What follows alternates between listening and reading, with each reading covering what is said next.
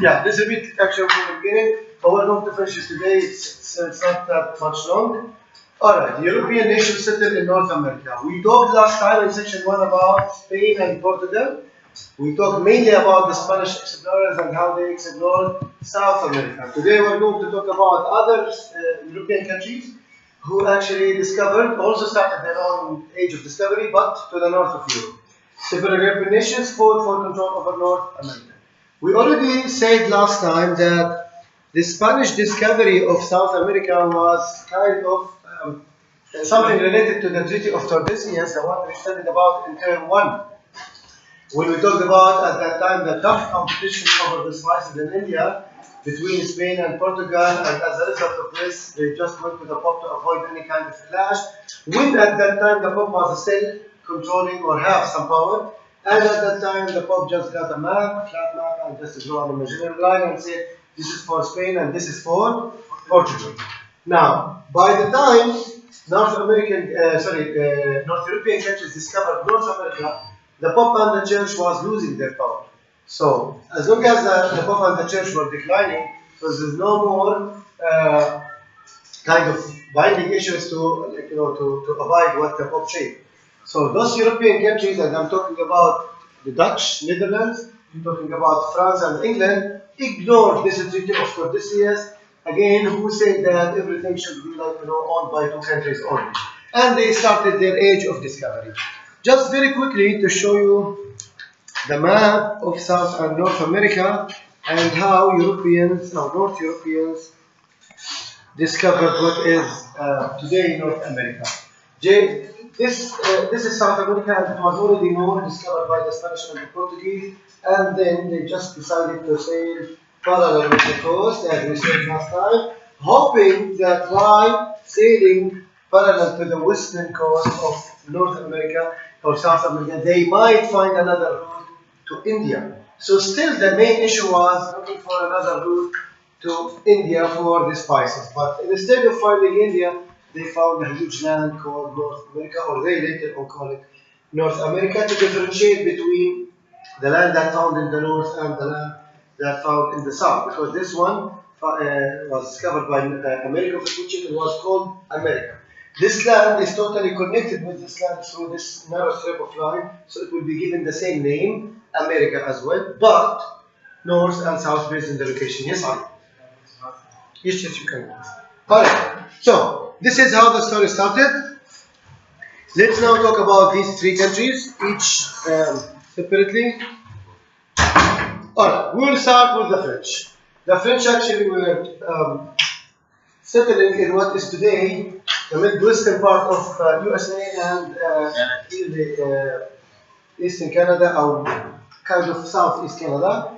Actually, they discovered a lot of things. They discovered what is today the New York. Jacques Cartier discovered the Gulf of the coast of Canada that led to a broad river. He just named it based on a French name like Seine. Seine is a French word. Then he followed the river inward to the interior, alright, to discover more, and you know that it's safe to go parallel with the river. At least if something happens, you just jump off the river, or you can just find your way out because you just follow one line. And he followed it, as they say, to the interior, and he called that area Mont Royal or Mount Royal, or later on, as we know it in Arabic, Montreal or Montreal, which is one of the most important cities in Canada nowadays. We're already going to talk about Samuel de Champlain. Again, look at the name, typical French name, who founded actually what is today Quebec, which is the only French-speaking region in Canada, which is an English-speaking country. And there were lots of stories about the people in the government of this region that really wanted to separate, all the time actually they want to separate, claiming that they don't share a lot of things with the rest of the Canadians. They are from French origin, and the rest of the Canadians are from English or other European nations. They speak French, the rest of the Canadians speak English, so they are trying to find kind of separation. The same as the story of the Catalan, for example. You know, in Spain, for example, those Catalan, who all watch Barcelona, for example, who also wanted to separate. This area became the base for all the French colonies in North America, which was always known as New France. So if this is New France, then what is Old France? France, the one in Europe, exactly. So they will name the areas based on previous areas already known by them in their own countries. Then the French discovered the Great Lakes and the upper and the lower Mississippi, which is today forming the north borders between Canada and America. They named the area there Louisiana in honor of their own king at that time, the one who was sponsoring and financing these journeys of discoveries, Lewis. By early 70s, New France covered much of what is today Midwestern and Eastern Canada. Huge area, by the way. Now, what was the main activity of the French there in that area? Fur trade. They used to work in fur trade. You know what is fur? What is a fur trade? Who can tell me? Fur comes from cats. Exactly. It's from animals, actually. Yeah, exactly. If you watch that movie again, I don't know if I said it last time, the one for, yeah, definitely. Actually, if you still remember Leonardo DiCaprio in that scene when they were near the river, they were uploading things to the boat when they got attacked, and they were actually working in animal skins and fur and things like that. Alright, let's go to England. Alright, England. England actually started the first colony in the 1600s, so a little bit late. And they called the first colony Jamestown after King James, again, who was the king at that time and who was also sponsoring everyone. Now, the good thing about the English is they went there as investors, not as traders. When you invest, you expect profit making. Alright? This is why they don't want to share anything with anybody. While the French, for example, as we're going to see later on, they already shared the land with the native people. There were no clashes between them. But the English actually, they were just going there, heading there for one purpose on their mind, which is profit making, because I invested money. Investors, yeah, you invest in order to gain. Alright? You don't open a company or a shop to lose. Right? It's the same here. This is why they just headed there for profit making and they forget about food. So lots of them died out of hunger. In addition to the fact that their bodies were not already immune to the new diseases that they are going to find in North America. It was also vice versa, because as again also the Indians, the Red Indians, or what we have to call from now on, native people also suffered lots of this because of the contact with Europeans, and also the native people's bodies were not immune to the new diseases brought by Europeans. So later on they started actually to grow their crops there in these lands, and there was like a very nice story. In the beginning, as I said, they forget about food, so lots of them died out of hunger. But then they used to rely on somebody who has to go with the ship back to England to get some supplies. I guess I said it last time when I said that lots of cases happened when lots of ships went and never went back actually to England, but never find their way again to the new land. No GPS at that time, technology was lagging behind, and at the same time, they were subject to storms or any other climate issues. So what to do in this case? Just wait and die without food? No. Okay, when we went there as English settlers or English investors, there were already people living there, native people. So how were they surviving? What do they eat? Right? So from here actually they started to monitor them. They knew that they eat things that were not even known by Europeans at that time. Things today, we think that these things are common and it's like part of our life. No. It's actually things that we got from native people and we owe them. Like potato, like tomato, like onion, like corn, the maize. These things were not even known in the rest of the world. Europeans took the seeds from the native and then implanted them in Europe and then for the rest of the world. We're going to talk about this more actually in, I guess, section 3 or 4. Two more groups went with those investors. These two groups were from religious backgrounds. Pilgrims, when we, the Muslims, go to Makkah, for example, it's kind of pilgrim, okay? And the Puritans, from the word purified. So those who wanted to purify the deformations of their Catholic Christian or Catholic Christian version. Remember that this is again consistent to what we studied in term 1. Remember when we studied about the problem between the Catholics and the Protestants in England? And we said that Queen Elizabeth at that time took part from here, part from them to satisfy both sides, and they created the Anglican Church, right? Those people were upset. What kind of solution is this? Alright? So they were persecuted by their government. So they decided to go to a land, the new land, where nobody can bully them or bother them. So they established two colonies. The Pilgrims established their colonies in Plymouth and the Puritans in Massachusetts. And these two colonies were kind of model communities, simply because they were coming from religious backgrounds. So they were going there for peace and for promoting peace and Christianity and giving kind of teaching for people. What about the Dutch? The Dutch were similar to the French in somehow because both of them actually were working in fur trade. The Dutch discovered what is today the Hudson River and the Hudson Bay and the Hudson Strait. All these straits or water straits were discovered by one person from Netherlands called Henry Hudson. And this is why all these three straits were named after him. And I don't know if I said last time about the story of the plane that landed on the Hudson River. Did I mention it? No. And it's a true story, by the way. I urge everybody actually to watch that movie. It's called Sally. Anyway, Dutch claimed the land between the three waterways and they founded therefore their own land, named it after their own land, New Netherlands. And I guess I told you last time the meaning of Netherlands, right? Who can remind me what is the meaning of Netherlands? Holland.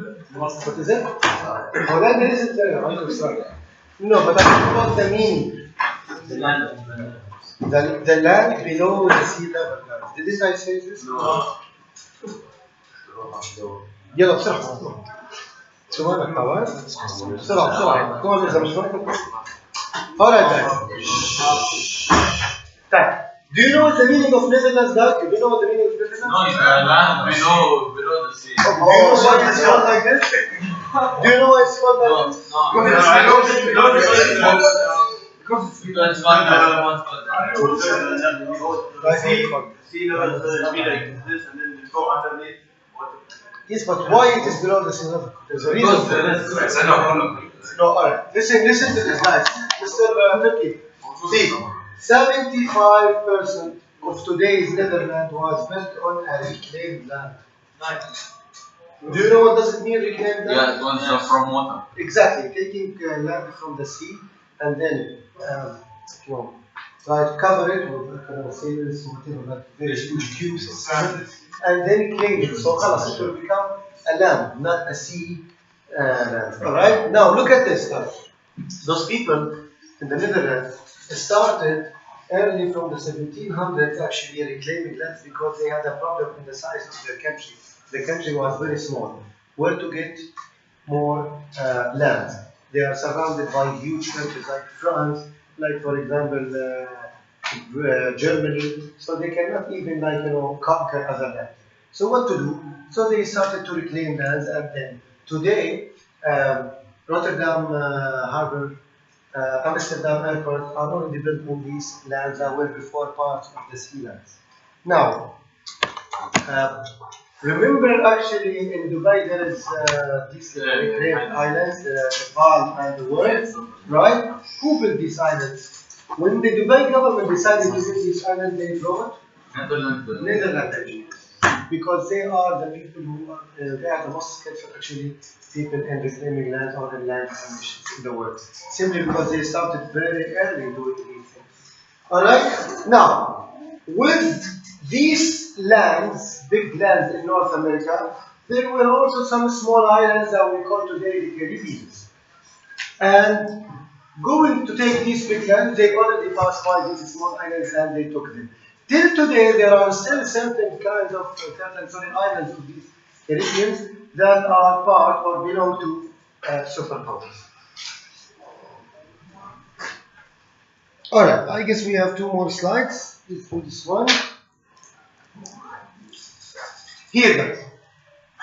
we were talking about three countries in one area. Just imagine now, this is North America, and the three countries in one area. Each of them is taking land and claiming it for its own. So what do you think might happen? War. Clash. Why? Because all these colonies are expanding. So by time, they will be meeting each other. Yeah. So one land, one people are going to go through the second land or the second people's land. So what will happen? Clash. What makes it even worse is the English people had colonies that was actually surrounding the Netherlands. So the Netherlands had its colony between the two English colonies. So what to do for the English in order to unite? Actually, they have to pass through this line. So the first war that took place was between Netherlands and UK. Who won? UK. For sure, UK was stronger. So UK outboosted the Dutch. Who's left? France. Right? There was another touch or another war between France and UK. UK won, but then the French wanted to revenge. If we lost our colonies in North America, then we want to revenge from the English in somewhere where England is really interested. And the most valuable colony for the English was India. So they went to India try to actually revenge. They lost again, but this war was called the French and Indian War. So don't be sorry guys when you read like French-Indian War. Well, India did not fight with the South. No, actually. It was English-French war, but it was over one of the most valuable colonies for England at that time, which is India. Now guys, last slide. Here. In this slide we have three ideas. The first idea is about how all these three settlers of three countries dealt with native people or treated the native people. For the Dutch and the French, they get along with the native people. So mainly they lived together in harmony and there was no problem between them. There were actually plenty of spaces for everybody. For the English do not like to share. They were going there for profit making. So they had a lot of problems with the natives. And for sure, in all the cases, the British won because of the superiority of the women they had. But this doesn't mean that the natives did not sometimes, or in certain cases, start the attack. It happened before that natives also were offended when they saw that foreigners are coming to take over their land and they never want to share, and I guess they have the right at the end of the day, it's their land. So, this is a case when one of the Native American rulers, very famous actually, Nutacom, launched an attack against the English, but again, due to the differences in weapon, they lost. Last one is the idea about the invisible warrior, I refer to it as the quiz. Diseases. These diseases that were brought by Europeans, you know, the body carries bacteria and carries actually viruses. These viruses and bacteria that were carried by Europeans from Europe and were not already known by native people or in America. And therefore, lots of Americans who used to live, native people used to live in groups, got infected, and if one person is infected, then this infectious disease will actually kill everybody. So the number of native people who were killed because of diseases were even more than the number of native people who were killed through fires and clashes. Alright? Any question, guys? No. Thank you.